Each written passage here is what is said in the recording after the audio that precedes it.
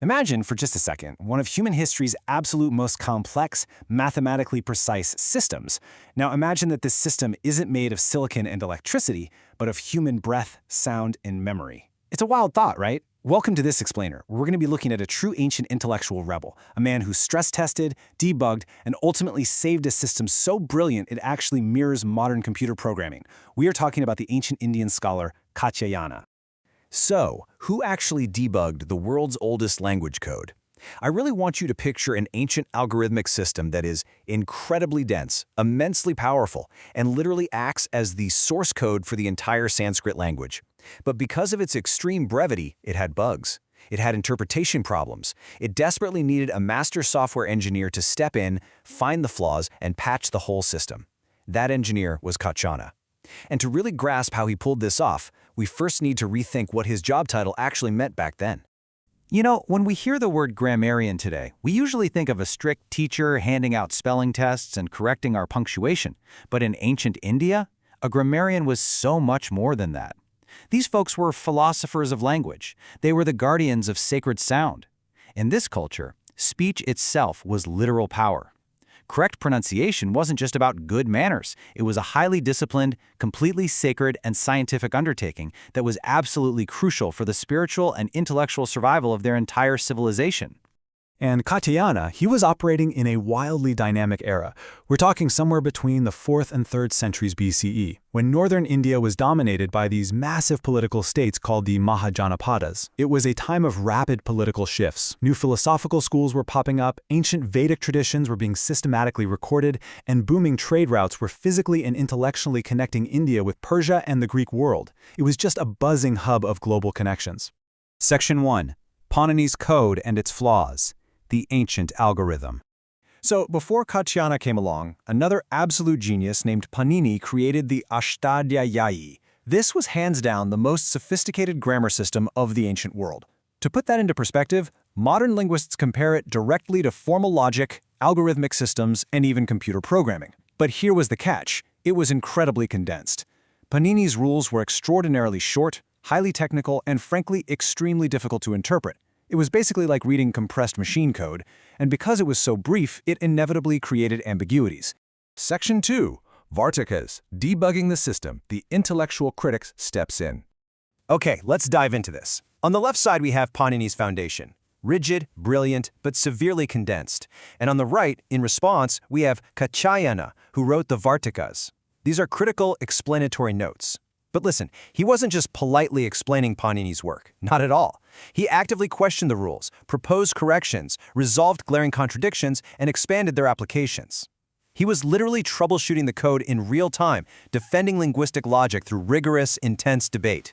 And he achieved all of this through a brilliant, 3-step analytical methodology. In the Sanskrit tradition, this is known as ukta, anukta, and durukta. Step 1. He examined what was already explained by Pāṇini. Step 2, he addressed what was left completely unexplained. And Step 3, and perhaps his boldest move, he directly corrected what was improperly explained. Actually, this specific framework right here is what transformed the study of language in ancient India from pure rote memorization into a dynamic system of rigorous, scientific, analytical reasoning. Section 3. Beyond Grammar. A true polymath. Exploring the interconnected sciences. Now, in ancient India, scholarship was deeply interconnected, and this guy wasn't just a one-trick pony. The lineage and traditions attributed to Katyayana reveal a massive array of disciplines. We see his name connected to the Śrauta Sutra, which involves complex ritual geometry and highly precise altar construction. Then there's the Grikya Sutra, dealing with domestic rites that preserve the social history of the time. He's even linked to Smriti traditions, covering law, inheritance, judicial procedures, and get this, even astronomy and timing. He was deeply, deeply embedded in the scientific thinking of his era. Now, what's really interesting about this slide is how it proves ancient India was completely engaged with the wider world. The texts associated with Kātyāyana contain references to Yavanas, which originally referred to Ionian Greeks and later to Western foreigners in general. This demonstrates a really sharp geopolitical awareness. It proves that there were expanding Indo-Greek contact zones, rich intellectual exchanges, and that Indian scholars were highly conscious of the rapidly changing political map all around them. Section 4. Debunking misconceptions. Correcting the historical record. We've got to clear up some things. The first major misconception is that Katyayana was just some humble, passive commentator who simply nodded along and agreed with Panini. The fact is entirely different. He was an incredibly sharp critic. Ancient India fostered a culture of respectful but intense intellectual disagreement. Questioning was a respected art form, and Kātyāyana pushed Panini's system to its absolute limits to make sure it was bulletproof. The second misconception is this lingering, completely false idea that ancient Indian grammar was somehow primitive. It's actually quite the opposite. Global linguists today study the Pāṇini Katyayana system precisely because it utilizes meta-rules, recursive functions, transformations, and ordered operations. This isn't just basic grammar, folks. These are literally the foundational building blocks of symbolic logic and modern computer programming structures. Section 5. The Philosophical Architect, Speech versus Rules. Here's the thing. Katyayana didn't just blindly worship the grammatical code.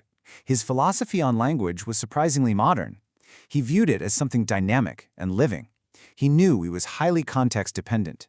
He recognized exceptions and variations in how everyday people actually spoke. Instead of trying to force people to speak exactly like the rigid rulebook told them to, he tested those rules against the messy, ever-changing reality of human speech. So I want you to think about this for a moment. What actually makes language correct? Like, who gets to decide linguistic authority? Should the grammar rulebook dictate how we speak, or should the rulebook constantly update itself to match how we naturally speak? These are profound foundational questions, and Katyayana was tackling them over 2,000 years ago. In fact, modern linguists are still arguing over these exact same points today. Section 6. The Legacy of Ancient Logic, Building the Foundation of Classical Linguistics. Let's move to and see how this builds into what we call the Trimuni, or the three foundational pillars of classical Sanskrit grammar. First, you have Pāṇini, the creator of the initial code. Then, standing right there in the middle, you have Katyayana, the rigorous debugger and critic. Finally, a bit later in history, you have Patañjali, the synthesizer who wrote the great commentary that brought it all together. Without Katyayana acting as that vital bridge, the entire structure might have just collapsed under its own dense weight. So why does this matter to us today? What should you take away from all this? Well, Katyayana's impact goes way, way beyond just parsing verbs. By debugging this system, he successfully preserved Vedic continuity and ancient chants. He helped standardize classical Sanskrit so it wouldn't just splinter into 1,000 unrecognizable dialects over time. More broadly, he championed structured analysis and systems thinking. Because of his rigorous methodology, early Indian texts were saved from fragmentation. He essentially built an intellectual stability that has lasted for millennia. And that leaves us with this final, incredibly powerful thought. Civilizations survive not only through kings and wars, but through thinkers who preserve knowledge with precision, courage, and debate.